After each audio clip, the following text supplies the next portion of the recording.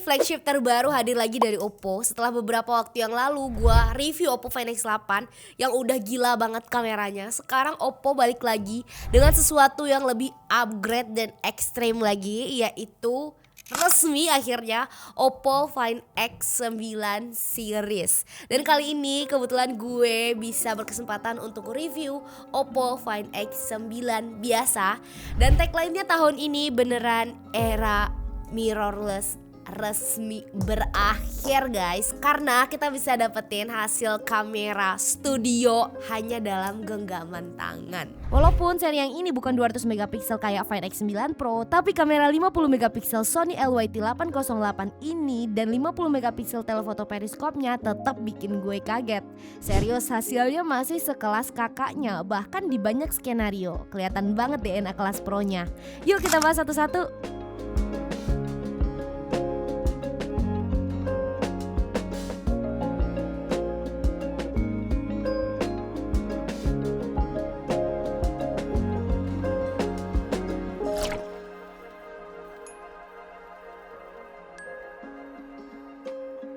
Pertama kita bahas dulu dari desain dan build quality. Secara desain, Oppo Find X9 masih ngelanjutin DNA-nya Find series, tapi dibuat lebih solid dan mewah.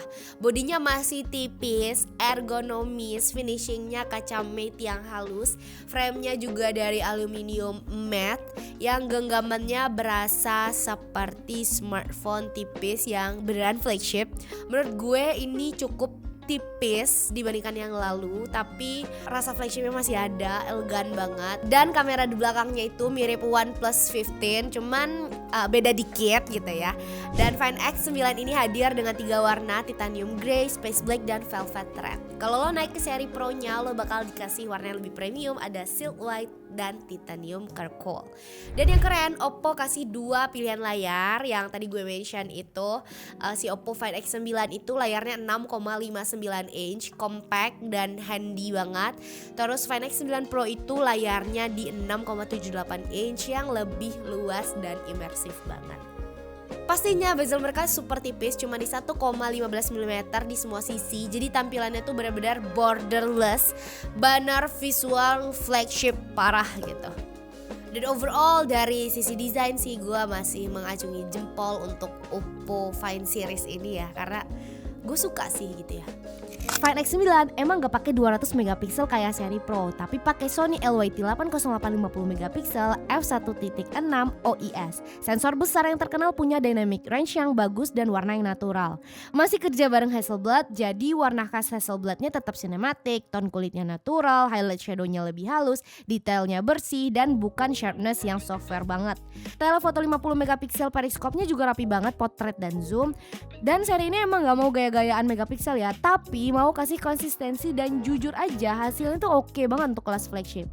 Dan kita juga berkesempatan untuk cobain kemarin di salah satu media briefing Oppo Find X9 ini. Serius, hasilnya beneran bukan smartphone biasa, detailnya gila banget, clarity-nya bener-bener jelas banget kayak mirrorless. Dan yang gue pegang tuh Oppo Find X9 gitu loh, bukan Oppo Find X9 Pro. Hasil fotonya bener-bener cakep banget, bener-bener udah wow ini AI gitu.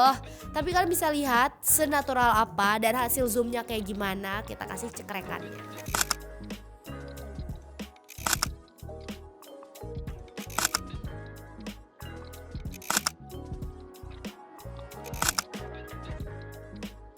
Lanjut kita bahas video cinematic 4K yang ada di Oppo Find X9 ini. Untuk hasil videonya smooth banget, cinematic, dan dynamic range-nya tuh bikin footage beneran kelihatan mahal banget. Dan kalau lo creator profesional ataupun creator untuk di Instagram, TikTok maupun YouTube gitu ya, Oppo juga kasih mode perekaman log dengan dukungan kayak SS workflow gitu. Artinya lo bisa grading dan coloring langsung di handphone lo gitu. Ini semacam ProRes-nya si iPhone gitu, jadi beneran kayak sinematik beneran dan lo bisa adjust lah gitu. Dan plus ada fitur baru juga, ada stage mode namanya, biar lo bisa rekam konser atau event dari jauh tapi tetap bagus dan stabil. Terus juga ada AI sound focus, itu juga sebenarnya udah ada di seri sebelumnya ya, untuk otomatis ngambil suara vokalnya doang. Jadi kalau misalnya lo lagi nyanyi-nyanyi pas lagi konser gitu tuh bisa noise-nya tuh dihilangin gitu loh. Nyanyi.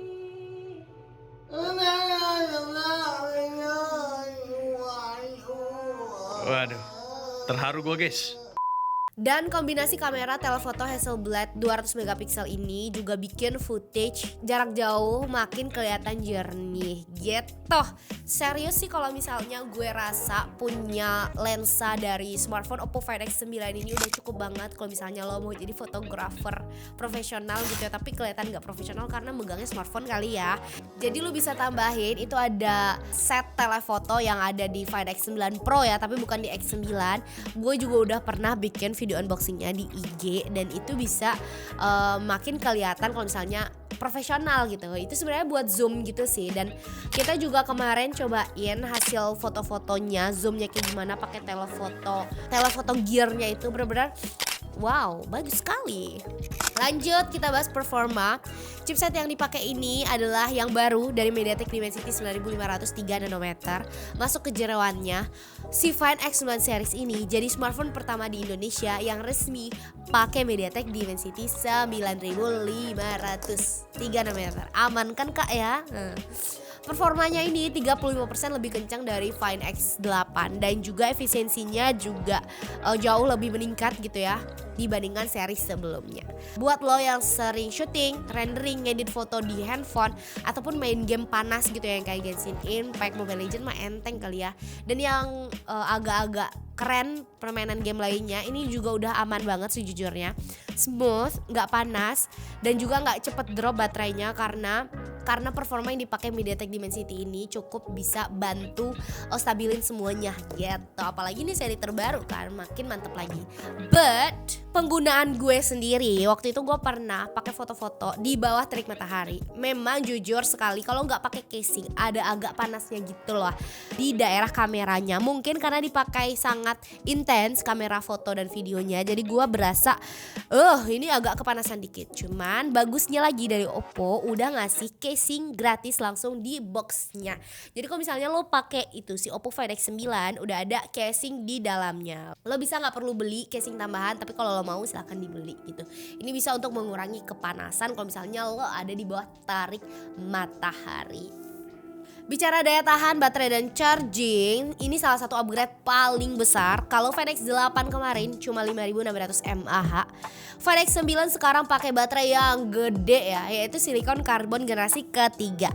Kapasitasnya untuk yang Oppo Find X9 ini di 7025 mAh. Terus yang Find X9 Pro itu 7500 mAh.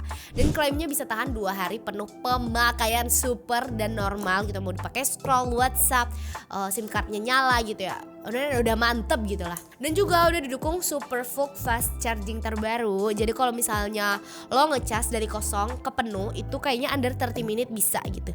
Ya cocok lah ya buat saya yang suka lupa ngecas handphone gitu. Misalnya 10 menit 15 menit gue bisa dapet kayak 70% kali ya gitu loh. Jadi aman kalau misalnya mau dipakai seharian. Dan kalau lo kreator ini benar-benar bagus banget. By the way gue juga pernah gak pakai HP ini karena lupa taruh di mana secara 4 hari gitu, kayak Jumat, Sabtu, Minggu, Senin gue lupa banget taruh di mana.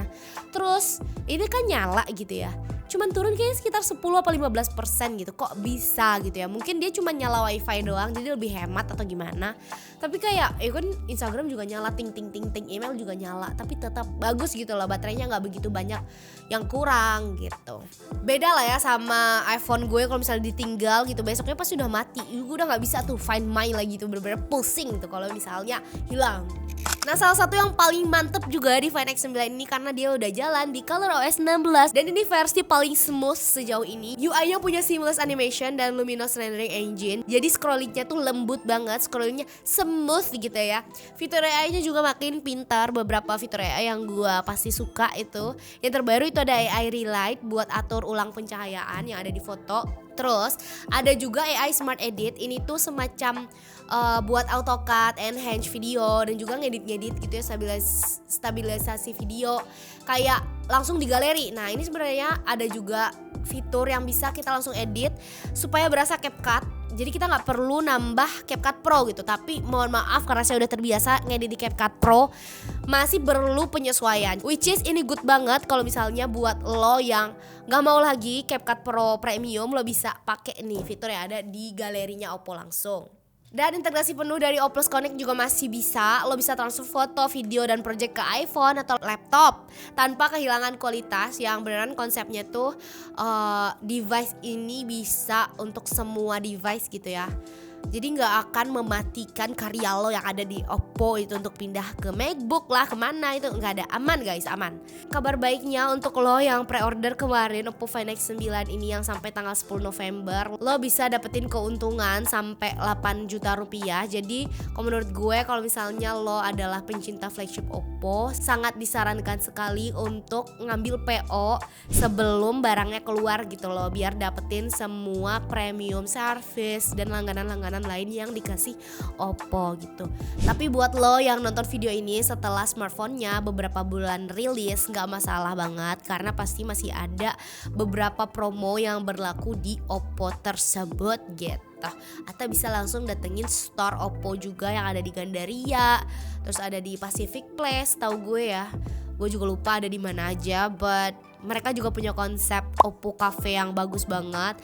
Beneran Gen Z gitu sih kalau gue lihat ya. Dan menurut gue overall gimana?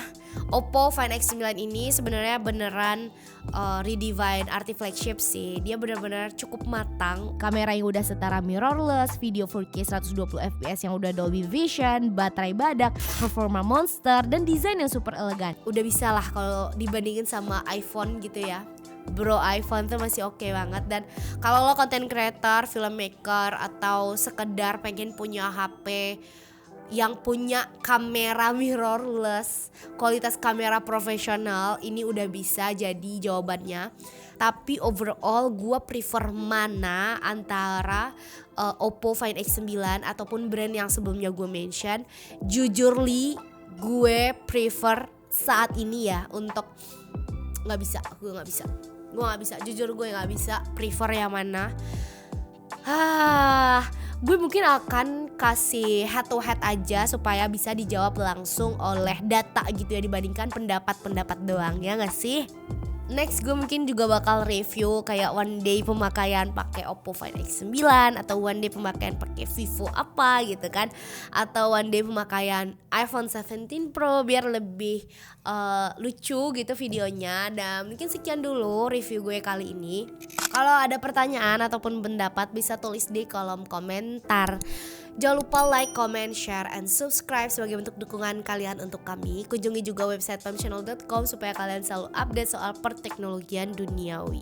Follow sosial media kami yang ada di kolom deskripsi. Sekian dulu dari gue, Yas dan Aldi. Sampai ketemu di video berikutnya. Bye-bye.